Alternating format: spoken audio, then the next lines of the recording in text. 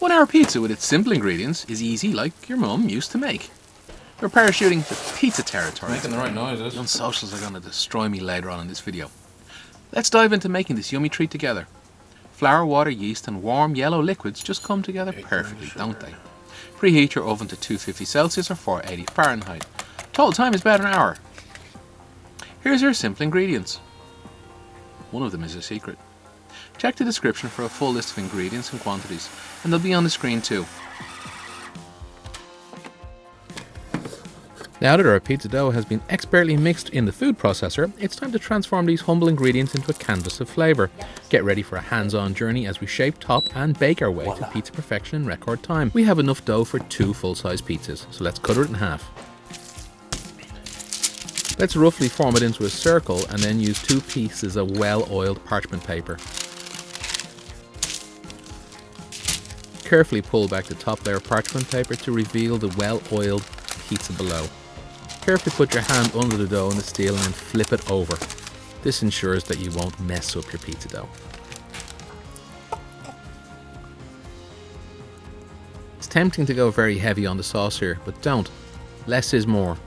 Hey, if you're following along, don't forget to tag Pot of Plenty on Instagram, Twitter or Facebook.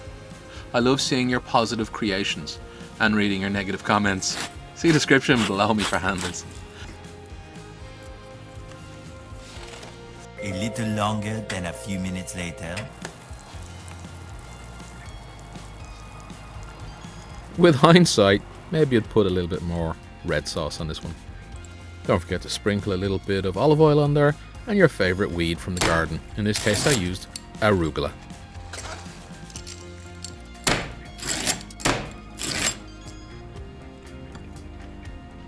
It's very nice. Very fresh and light. Let's try this. Nice. Yep. Fish scale pattern from the genuine Domino's pizza peel. Not peel. They left it in the box by mistake. I like it.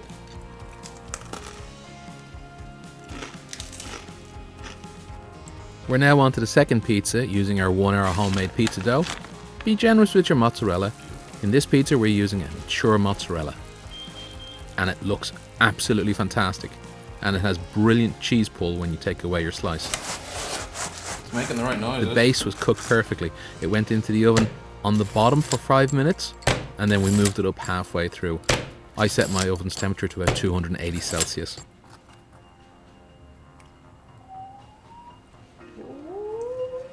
This is really good. I like this a lot, thank you. Got this. I'll keep this, thank you. I'll keep this. Now, are you just saying that because you're recording, or is it because it's actually really good? No, this pizza distinctly reminds me of a lot of happy memories, so I'm going to take the whole thing. Happy memory to where? Bulgaria? Ireland? Port. Port. Yeah. It doesn't taste like port food, but it reminds me of port. Pick the one that you think is reasonable of someone else's pizza. Food hoarding has gotten sophisticated with Lauren. I was thinking that this is a good piece to pick up. Here we go. Let's give it a go. Cheese pull. I think it tastes very nice. Oh. Did you want the middle bit, yeah? Then why are you complaining about being given an edge? Oh yeah, if you give me something, I'd rather have the middle. Oh, okay. Oh, Better than Domino's? No, I'm not interested in like bullshit on this one. I just enjoy all pizza. You can't compare everything to Domino's. Sometimes it's just a good pizza. Domino's isn't always good, so I don't know. I'd be happy if I got it in a restaurant or like if I ordered it. I don't know. You'd be happy if you got that, yeah? Yeah. Enjoy. What do you think, baby? Yeah. If, however, you put it in the oven with as much cheese as it had when I arrived here, I would have been upset. Good night and may your God go with you. Half of the dough underneath. I like it. Yeah, I'm gonna stop recording.